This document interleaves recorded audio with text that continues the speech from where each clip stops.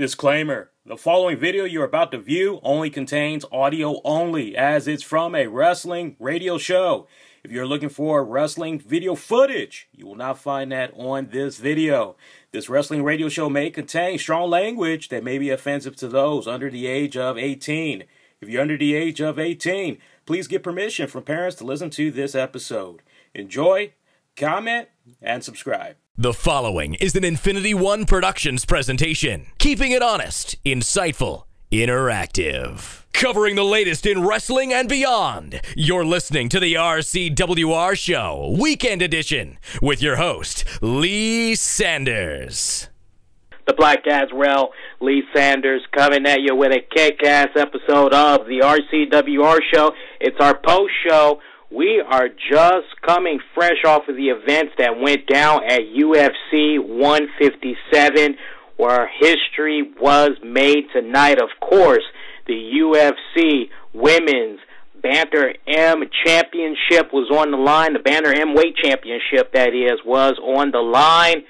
And, man, if you did not check out this pay-per-view tonight, my friends, you are missing out. You definitely want to make it your business to catch the replay soon as you get a free moment. Now, for those of you that ended up checking out tonight's pay-per-view, hey, we got the chat room loaded up for you all right now. Feel free to interact with everybody that's in there right now. You can also call in. We actually have our phone lines open for this special episode covering tonight's Fallout. Number to call, hey, 646-478-3525. Once again, that is 646-478-3525. You can even call that number if you just want to kick on back and you just want to listen. But if you want to get yourself live on the air, listen for the prompts, press that option, kick back, smile, and dial. Just wait your turn, and when we open them up, proceed. All right, so a lot of history was on this UFC event. And, you know, this is actually our first time covering a UFC pay-per-view. Now, we're no stranger to MMA. I definitely am not a stranger to MMA. If you remember last go-around, a couple of months back, we actually had covered Dave Bautista's MMA debut as well as the entire MMA card for that respected event. And it had a great turnout. We said, okay, well, since I do love MMA, and we know there is that audience that loves MMA that happen to check out our shows, why not give them a little something special to check out?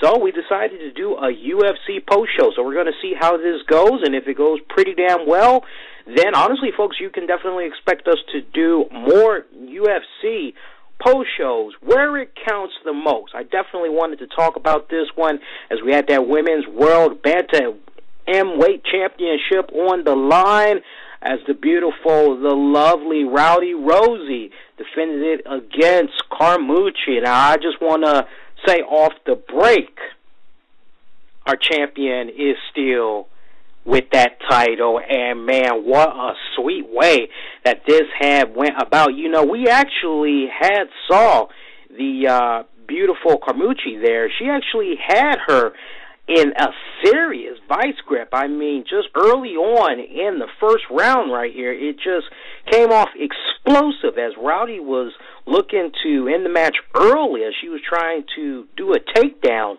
And Carmouche, she quickly gets on her back and was just trying to do this wicked body triangle hold. And it was just one of those type of moves. I mean, she was really putting some twist into it. I mean, just had Rousey's face and neck all twisted up. I mean, Ronda looked as if she may have been getting ready to tap out right here, but somehow she was able to just wiggle her way out of this hold, and it pretty much came down to the 3-minute 10 mark as we had managed to see Rousey get her out of that position. And Rousey was just deflecting as best as she could, coming in, looking for that arm bar, that classic arm bar that she has been using to get all her victories, all 6 victories at this point in the first rounds. Okay, guys? And looks like at the 2-minute 15 mark, Ronda just kept softening her up with punches as Liz, she tried to strike the back of Rousey's little kidney area there with little weak knee strikes. It really was nothing. Didn't really phase her in any type of way. And eventually, Ronda was just able to apply that classic armbar and made Liz tap out. Just like 35 seconds left in the first round. Still the UFC Women's Bantamweight champion. Man, talk about history in the making right here, as we all have seen, as we saw the footages hyping it up all weekend long. Dana White question was always asked over the years if he was ever going to give consideration to the women's MMA division, if he was ever going to entertain the idea of having women compete in the UFC. He was against it, but leave it up to Ronda Rousey to try to convince Dana White. And, when it's all said and done, and the crowd reaction that both of these girls had received tonight, I've never seen anything like it before in my entire life. I mean, it had to have been up there with when Brock Lesnar had made his UFC debut. I mean, it was just that explosive, but even better than that. And talk about these two girls really paving the way. This was truly one of the best moments of the entire night. Now, we actually saw a couple of knuckleheads on Twitter as I was actually kicking back and I was interacting with a good number of you guys, while also providing live results over at our website at InfinityOneProductions.com. And mad shout out to those of you that I had took the time out to interact with. Where there's actually that little small percentage of folks that wanted to crap on Liz and talk about her sexual preference and all that. Honestly, I could care less what homegirl likes to do on her personal time, as long as it doesn't affect her when she gets into that ring and it's time for her to throw it down. I could care less. It's all about entertainment for me. I saw some really derogatory, slanderous stuff that was being said about her, and way to disrespect somebody that had served in the military, fighting for our freedom, fighting for our rights, making sure that we're safe. What she likes to do in the privacy of her own home, who she likes to date, it's really none of our damn business. As long as she's happy and she loves doing what she's doing, which is in this case boxing up the hell out of other women, hey, I'm all for it, man. But you just got to give your hats off to both of these girls. They really, really delivered tonight. I know some fans will probably be a little bit upset about this because they were probably expecting it to go to the limit, as this was scheduled to go for 5 rounds. 5-minute 5 rounds at that. But again, shockingly, it ends at the first round. We want to take this time out and thank those of you that are joining us right now. We know there's some of you that may be kicking back, and you're probably looking at some of the recaps of what had happened during the night. Don't worry about catching the recap there if you had missed it. We got your full coverage. We started covering this bad boy from the very beginning on Facebook/YouTube, over to FX, over to the actual pay-per-view itself. So kick on back for these next few minutes and enjoy, as we're going to get you all caught up to speed. And you know what, boys and girls, won't let it be up to you to decide whether or not you want to order this on pay-per-view, catch the replay. All right, let's kick it off with what went down on Facebook, YouTube, as we had got the UFC preliminaries. Our first match, we had got to see Yuri Valford against Nah-Shon Burrell. And in the first round, the advantage went to Nah-Shon. Second round looked like it was Nah-Shon as well, as he was able to connect with an uppercut to the face of Yuri. That just set him up perfectly, because it busted Yuri wide open as he just continued to go into the midsection right before the round was over. Now, round 3, at the 2-minute, 55-second mark, Nah-Shon ended up being on top of Yuri, just throwing haymakers, bombs to the face, following it up with a nice, wicked, ugly guillotine. Yuri had tried to get to his feet as Nah-Shon kept it locked in, just sucking the air out of him as Nah-Shon began kicking out at Yuri's legs. That pretty much took us down to the 1-minute mark where Nah-Shon goes in with strikes to the face in midsection as the two traded blows to the finish. This was definitely a great fight right here. The judges' decision was as followed: 30-27, 29-28, 29-28 by unanimous decision, as the winner was none other than Nah-Shon Burnell in his UFC 157 debut. Definitely a good match right there. Welter bout time we go now, where John Manley, whose record is 7 wins, 2 losses, took on Neil Magny. 7 wins, 2 losses. Let's pick it up with round 1. Now, both men, they pretty much were circling around each other, throwing a bunch of kicks, jabs. Manley rushes to grab Magny's midsection, tries to attempt an early submission maneuver. It doesn't really go anywhere as Magny reverses it, grabs Manley's head, tries to look for a submission there, as both men are just jockeying for position for the next 2 minutes.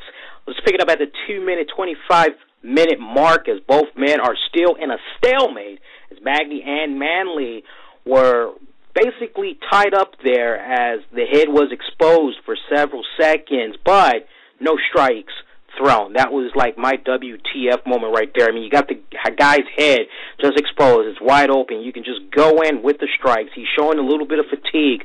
Why not go in for that kill? I didn't get that right there. Magny, he tries to go for a strong underhook, but Manley pushes him off at the 90-second mark of round 1. Both men, they just continue to circle each other. Manley tries to go for low kicks and strikes, but nothing is connected in the final 54 seconds. Finally, Magny, he tries to go for an underhook/takedown move, and again, we're at another stalemate. Brings us to the 23-second mark, where Manley shoves him off to end the first round. This was pretty much a tie, this first round. Let's pick it up with the second round, where both men started throwing punches, just like they did in the first round here. We see Manley, he's trying to get Magny down, as again, both men stalemate. A lot of stalemates in this second round here. Manley finally gets Magny down to the canvas as he's trying to punch Magny in the face. Now, Neil, he reverses it, tries to punch Manley in the face, but the fight comes back up as both men are standing on their feet. Manley is attempting another takedown as Magny delivers knee strikes to Manley. We start seeing a fight right here as Neil hits John with an elbow and rushes him quickly to get him down on the canvas. With Manley on his back, Magny tries to throw bombs to the face of John. 90 seconds left as Manley tries to attempt another takedown, but Manley gets him in an underhook while trying to protect his knees as he looked to pour it all in those last 42 seconds. Manley, he ended up fighting very hard to get up as Magny just kept delivering knee strikes to end the round. I had dubbed that at this point the advantage going to Magny. Let's pick it up with the third and the final round. Magny tries to go in for a series of kicks, but he begins to stagger with some of them as he misses. Manley keeps throwing punches, but none of them, they don't really seem to be connecting, folks. Both men are trading punches, and Magny got him pretty good with a stiff uppercut. Now, at the 3-minute, 42-second mark, both men are continuing to trade punches, when Magny is able to get him on the ground, fighting him with just punching him in the face, as Manley connects with a large leg armbar there at the 2-minute, 39-second mark. Magny manages to get out of that trouble and is minding his time now, trying to free his right arm as Manley tries to continue holding on. Manley starts to show signs of fatigue as Magny comes in with clean shots to the face briefly. Manley manages to get Magny up against the fence looking for another takedown at the 57-second mark of this third round as Magny tries to avoid the knee strikes. And pretty much towards the end of this match, as we were running out of time, unfortunately the referee had to step in to break it up.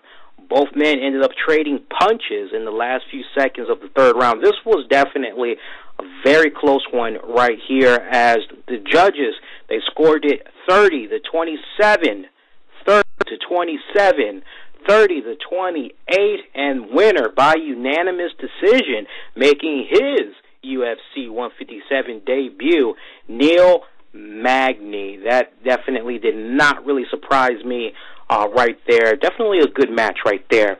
Next up, we had Kenny Robertson, who holds a record of 11-2, as he took on Brock Jardine with a record of 9-2.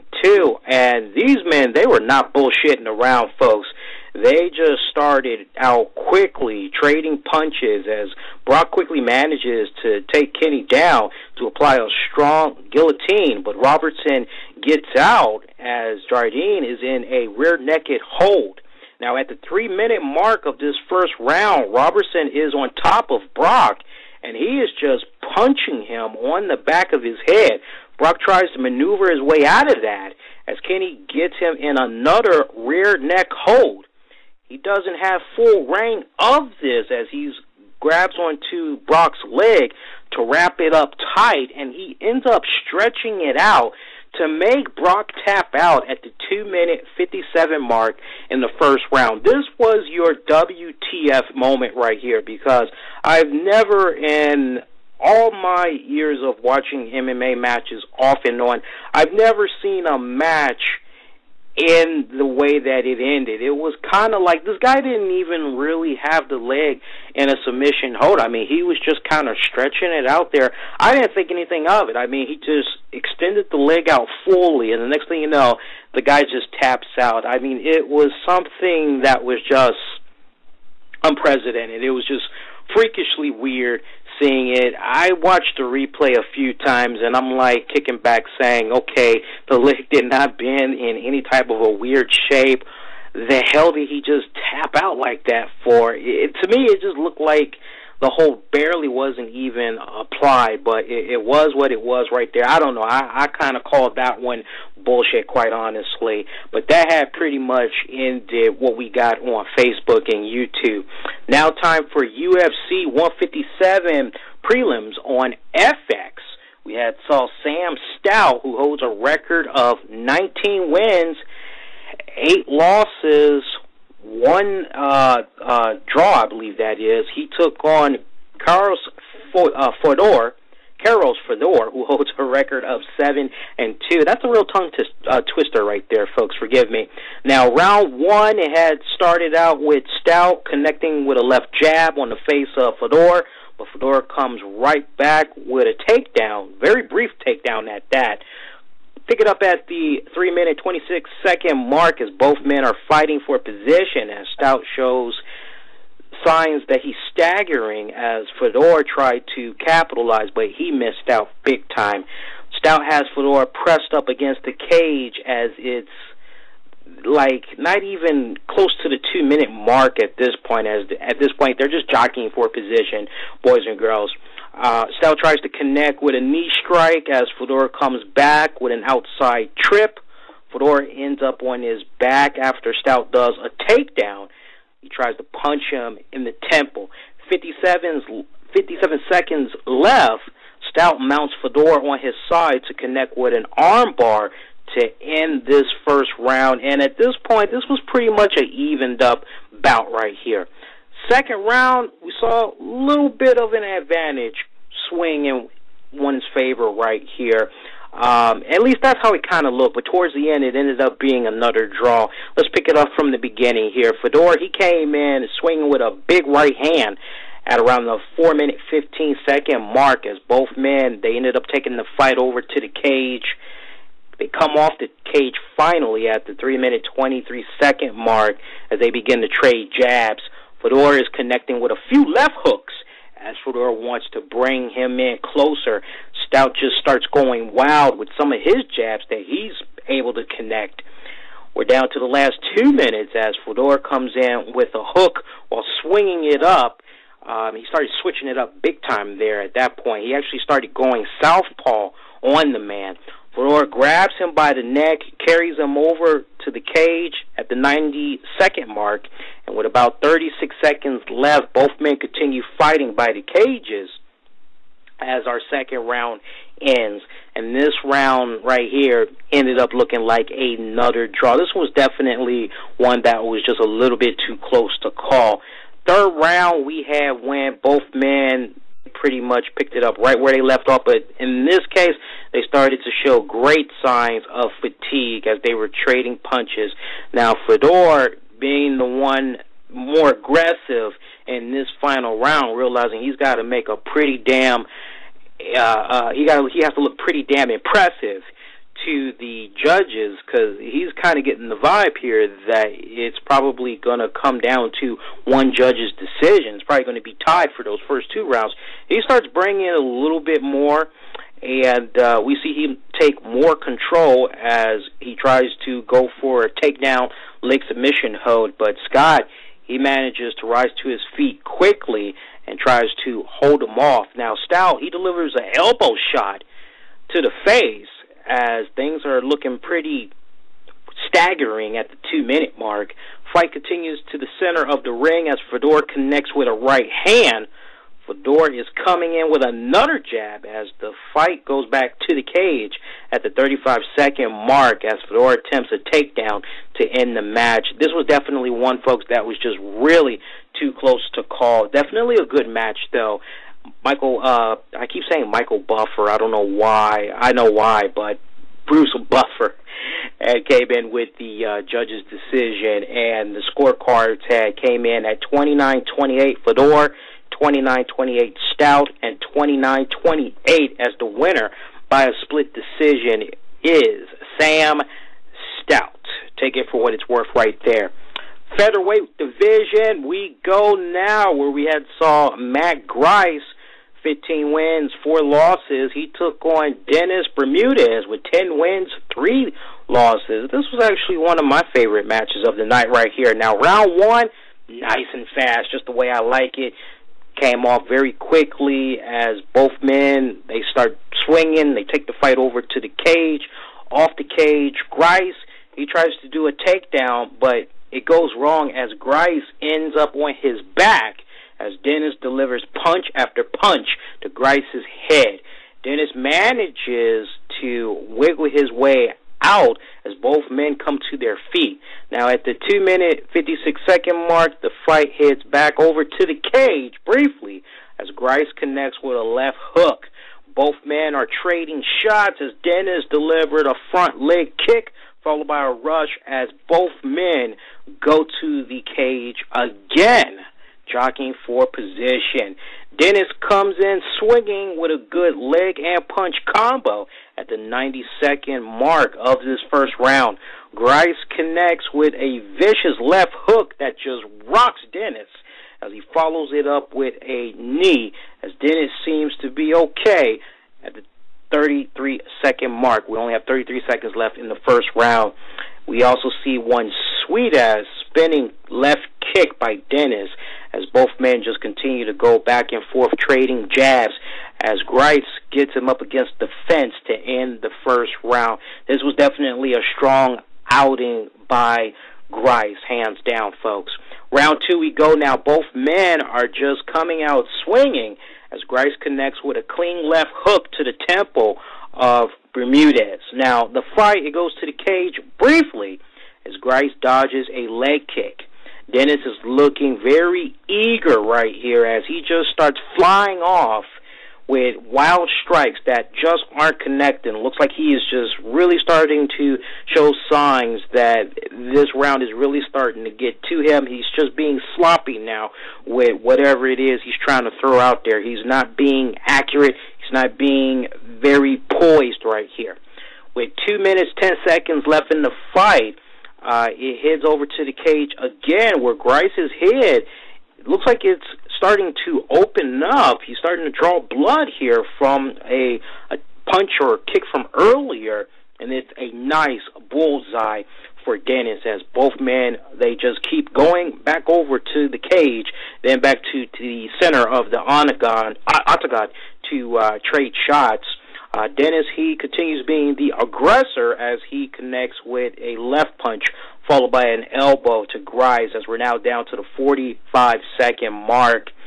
Dennis was looking to do another takedown, but it doesn't go there, as in the last 8 seconds of this round, we see an arm guillotine hold applied by Bermudez to end the round, as Bermudez redeemed himself in this round. No, he did not get the win right there. It just ended pretty strong for him. Bermudez definitely did good in that round. Third round we go now, where at the 4-minute, 50-second mark, we see Bermudez comes out swinging to make Grice fall on the ground as Bermudez goes flying with punches, followed by elbow strikes to the face. Grice is getting nice and bloodied up here. Remember, there was that bloody spot that started opening up in the previous round there. Nice bullseye now. Fight just continued to go back to the cage for a little bit, but Bermudez was able to connect with a few uppercuts to the face. I mean, he just really started having Grice where he needed him the most. I mean, Grice looked like he was hurting big time. This guy looked like he wasn't even going to last, folks, that much longer. But this was a damn good fight. It looked like many times Grice should have just fallen to the ground, but somehow this guy was just able to stand up. And this was definitely one of the best matches. It really went to the limit, where it was decision time. The judges had scored it 29-28 Grice, 29-28 Bermudez, and the winner by split decision is Dennis Bermudez. That was a damn good match right there. Lightweight division we go. Anton Kuivanen, 17 wins, 5 losses. He took on Michael Chiesa. Remember, he's the UFC Ultimate Fighter winner there. What was that, from the 15th season, I believe it was. He only has 8 wins. No losses, though. This match, surprisingly, I actually thought Anton was going to get this, and I don't know, maybe it was because I was thinking more of a in-ring veteran. That's probably the route I was going, because I'm looking at Michael, and I'm still just having a hard time believing that Michael can really do what he's able to do, and he's just been undefeated this long. I mean, the guy just looks like he needs to eat really bad. It's hard to believe that his punches and his kicks, they really connect. But don't get me wrong, this was definitely a good match. I'm not knocking the guy. I'm just noting an observation. Forgive me, but this was definitely a good match. Let's pick it up in the first round. Chiesa and Anton, they were pretty much filling each other out for most of this round. They took it all the way down to the 3-minute, 30-second mark. There's pretty much a lot of bouncing around in this match. That's pretty much all there was, just really just filling each other out. We saw a couple of high-flying knee strikes by Chiesa. We did see a submission hold, but there was really nothing too much that happened in that round. However, the second round is where things got interesting, as Chiesa opens up with swinging leg strikes as Anton dodges them. Chiesa tries to rush in low, going for Anton's legs as the fight went over to the cage. Now, Anton, he uses his height to his advantage. That guy is one tall motherfucker. He wraps him up real good, wraps himself around Anton as Anton falls to the canvas. Chiesa, he has him in a good, strong hold right here as Anton tries to go on to the defense, but fails as Chiesa manages to lock it all in with that body triangle hold, as he was able to sneak his arm under Anton's neck to make him tap out in the second round. Definitely a good match right there. Let's talk about the heavyweight division right there. We had Lavar Johnson, 17 wins, 6 losses. He took on Brendan Schaub, who has 9 victories, 3 losses. 2 big bulls right here that we're getting it on. I don't even really want to go through this particular match for what all went down in each round. Pretty much the way I would describe this round, and a lot of folks, they were crapping on this particular match because it was basically like watching paint dry on the wall. I mean, these two guys, it seemed like they just kept spending the entire match just hugging it out, just in the corner, on the ground. I don't know how many freaking times we kept seeing Lavar on the ground, but it was definitely one too many times Referee tried to get in there, tell him, look, you guys got to move around. You guys got to be active. Come on now, because you know if push comes to shove, the ref is going to have to step in and break it up. And we just kept seeing Lavar on his back. And UFC fans, they were definitely upset by this. But Brendan did show some signs there in the third round as he started to look kind of explosive on the offense there, despite all the hugging out and crap that just kept happening as Lavar kept ending up on his back. Bruce Buffer had the decision coming from the judges as 30-27. This was by unanimous decision from all the judges, as the winner was Brendan Schaub. So that definitely was fine with me right there. All right, so now it's time for the official UFC 157 pay-per-view, where we saw Josh Koscheck, 18 wins, 6 losses. He took on Robbie Lawler at 19 wins, 9 losses, 1 draw. Now in the first round, Koscheck, he goes in for a takedown early as Robbie tries to get to his feet. Josh still locks in on the head as Josh is bleeding from the nose as Robbie tries to look for a butterfly sweep. Now at around the 2-minute 50-second mark of this round, Robbie continues trying to lock the hold as Josh tries to look for a takedown. Lawler ends up on top with some left strikes going to the face of Lawler as he continues laying them in there to get the win, as the ref had no choice but to end the match as he felt Josh's head was just too exposed. And I thought that this was a bad call by the ref, quite honestly. I don't know what the hell the referee was seeing right here, but no, I'm sorry. Lawler should not have picked up this win by TKO in his return to the UFC. I thought this was just a big old crock of shit. When you see the freaking replay, I mean, you just freaking see Josh just going in with the punches to Lawler's face, but Lawler, he is still alert. He's still trying to move around, and I thought the ref made a bad call. He should have just let it continue on, but it is what it is right there.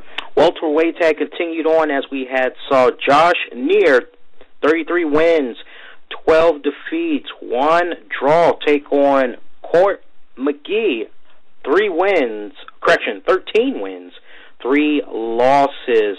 This was definitely one I was interested in. First round, we pick it up. McGee goes in with early strikes as Neer's legs had came in there. You know, bump all of that. Let's just talk about how the match was in general. I know some of you guys probably like to hear the play-by-play there, but I actually really vividly remember this one here. This particular match, I was actually loving this because Court McGee, this guy was just swinging like a mad frickin' bat out of hell. I mean, this guy was coming in. At one point, they tallied up 100 strikes for this guy. I mean, frickin' ridiculous. And I mean, McGee, for the most part of this whole contest, he was pretty much having his way with Neer. I mean, he was just manhandling this guy with just accurate strikes. Neer, on the other hand, he was just being a little bit too complacent. He was just really kind of slowly taking his time, trying to find his sweet spots. McGee was just having a field day with this man.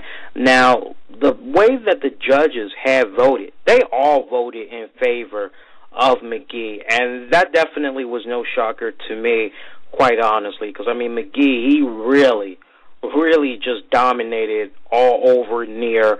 And I must say I was a little bit disappointed in Neer because I thought he was going to have a little bit more fire in him to want to get out there and really start tallying up those points for him and his team. But it looked like, I don't know, man, whatever Neer we had got tonight on this pay-per-view, it wasn't the one that usually shows up. I think this Neer looked... the way he came off a little bit intimidated is what I was kind of able to gather from that. All right, one of my favorite matches, we saw Ivan Menjivar take on Urijah Faber. I'm just going to call him Faber. That's how I know the damn man, the California kid. Round one, we saw a big takedown by Ivan as Faber quickly got on top of him. Ivan was looking to lock him in, but Faber tries to take shots at him early. He's taking nice, good shots at the head, too. Faber rocks Ivan's face numerous times with devastating ground strikes. And midway into the first round, at around the 2-minute, 25-second mark, Faber continues just connecting with those elbow strikes as Ivan eventually manages to roll out, as does Faber, as both men are standing. But right here is where it got a little interesting.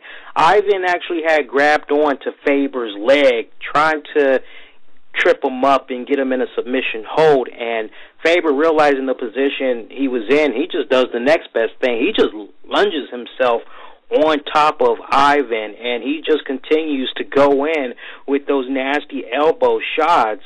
And we take it all the way down to the 1-minute, 15-second mark as Faber, he's just repeatedly going in with the elbow strikes. And eventually we do see Faber get him in a submission hold. It was a stand-up chokehold as he was on top of him to make him tap out.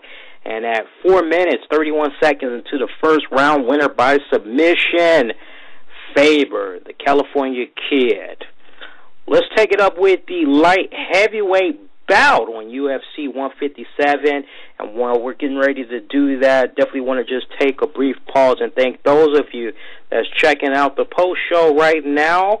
I'm your host, Lee Sanders, a.k.a. the Black Avenger, a.k.a. the Black Azrael, checking out the UFC 157 post show right here on blogtalkradio.com on February 24th, 2013. We are 9 minutes before the 1 o'clock hour. Not really that many more matches left, folks. I believe we got about maybe 2 more matches. All right, and at this point, actually, I said 2 more matches. Let me just double check here. Actually, no, this is the last match that we're covering because we covered the women's title already.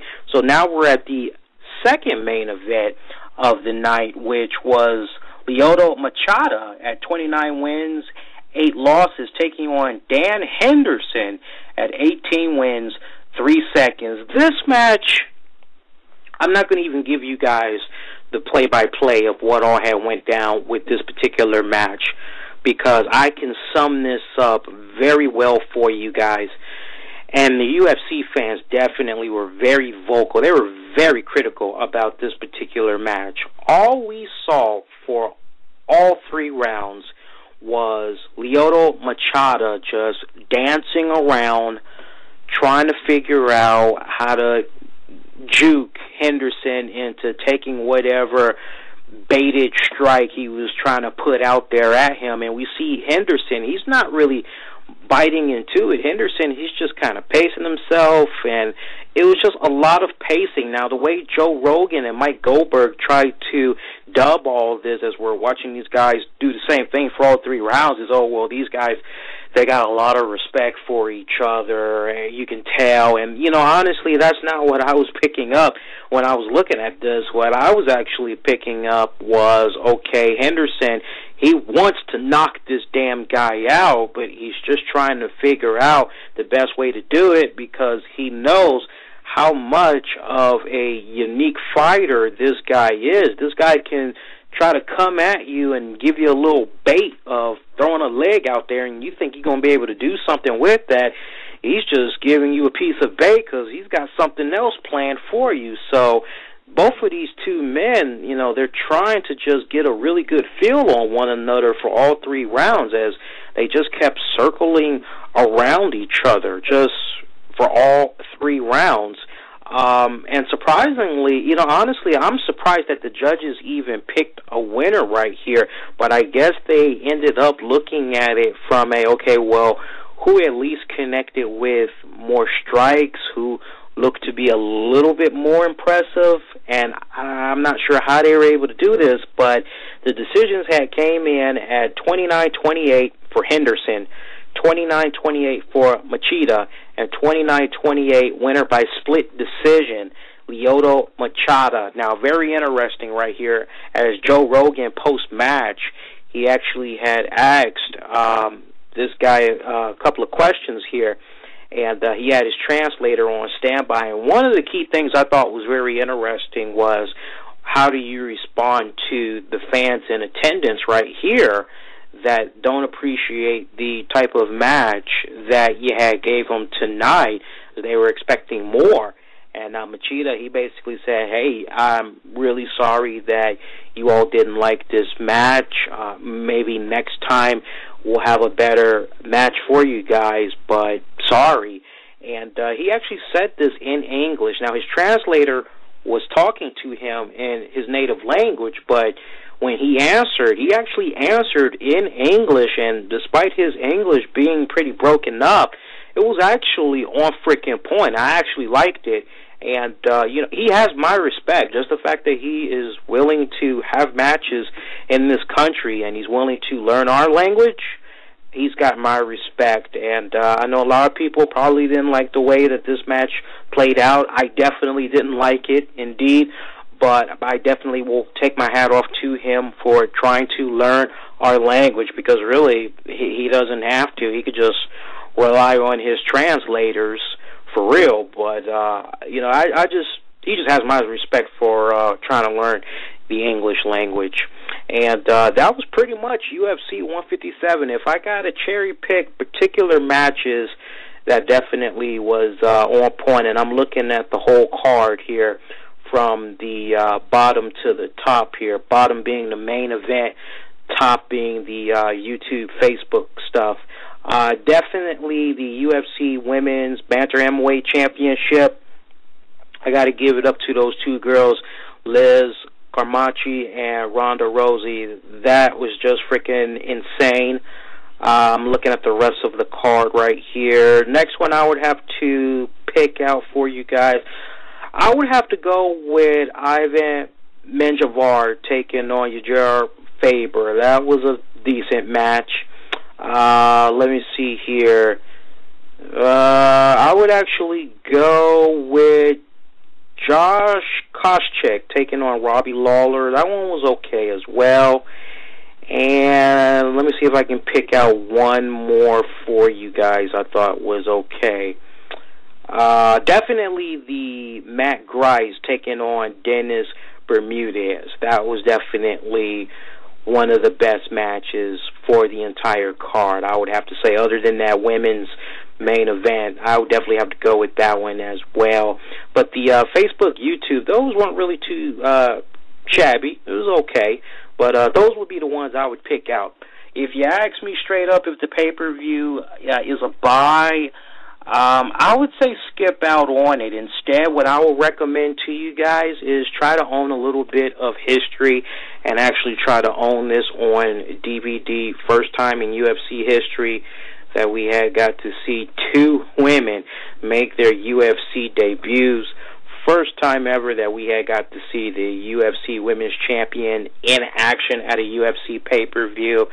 And you really want to talk about history in the making right here. It just really shows you how far along society has come. And it's quite funny, too, because I was on earlier yesterday with the weekend edition of the RCWR show, and I was talking with special guest Lisa Snyder from Live with Lisa, and she has a pretty cool sports radio show where she gives sports a good female's perspective. And we were talking about how it seems that there are some sports that women are in that don't really get the proper type of treatment. They don't really get the type of sponsors just because of their gender. And it's quite unfortunate that we have a lot of that stigma that's still going on. But I will say this, times, they are slowly but surely changing. I think we are starting to get to that point where, women in all of sports are going to be treated with the respect and dignity that they deserve. And I definitely think that what had went down with tonight's UFC pay-per-view, I definitely think we are going in a positive step. I definitely think we're going in the right direction. And, the sport of MMA, especially for women's MMA, I can actually remember a couple of years back, there would be a few women MMA promotions that I would be checking out from time to time, and I would see some pretty damn good matches from the women. I mean, quite honestly, a lot of times I would end up seeing better MMA matches from the women than I would with the men, but you really wouldn't know it because there really wasn't that much hype. There wasn't that much advertising for it. It was very, very low-key. It was pretty much word of mouth is how it really traveled. Oh, did you hear about that so-and-so match with that girl who took on? That's pretty much how things had traveled, and you would probably end up maybe trying to look for it on YouTube or go to that indie MMA promotions website, see if maybe you could buy a DVD copy, and that's how you would be able to know who's who. And I definitely think that the times are changing with this move that Dana White had made, and I definitely feel that in due time, UFC and many MMA promotions are going to be following in. I definitely think that the next big thing is the women's MMA division, and they just need the right type of exposure, and they need the right type of sponsors. And you know me, guys, I'm always a huge fan of women's sports, especially when it comes to women's wrestling. Definitely a fan of that. And I'm definitely a fan of women wanting to get it on in the MMA. Hey, boxing, nothing wrong with that. So this was definitely a monumental moment that was worth checking out. If you have $30, $40, $50 you want to blow, you want to catch the replay just to be able to watch those two girls get it on, by all means, feel free. But you can play it smart and wait for it to come out on DVD. Own it, own a piece of history, because there's no telling when new history like that will be created again. All right, boys and girls, and that is going to do it. I want to just take this time out to thank those of you, especially our core listeners that probably ended up checking out our weekend edition, that came on back to listen to this special broadcast. Thank you so much for checking this out, and be sure that you kick on back and you rewind, because we did a solid week worth of fantastic episodes. I will be back Tuesday night with the RCWR show with co-host Diamond K. We'll be covering the fallout from WWE Raw, and we'll catch you guys up on the latest and what all went down in wrestling-related news and so much more. Be sure to rewind. Check out all previous episodes that we've done, as they're available in the iTunes, Zoom marketplaces, even up on Stitcher. Use the keywords, the RCWR show. Check it out for all your respective portable devices. And hey, we might be going off the air right now, but the talk of wrestling, MMA, it continues on. Head on over to our website at InfinityOneProductions.com. You can also hit us up on Facebook at Infinity One Productions, where we try to give you a little bit of news you can use. Everybody, be safe, be kind to one another. See you this Tuesday night at 11 p.m. Eastern, right here on blogtalkradio.com. Everybody, take care.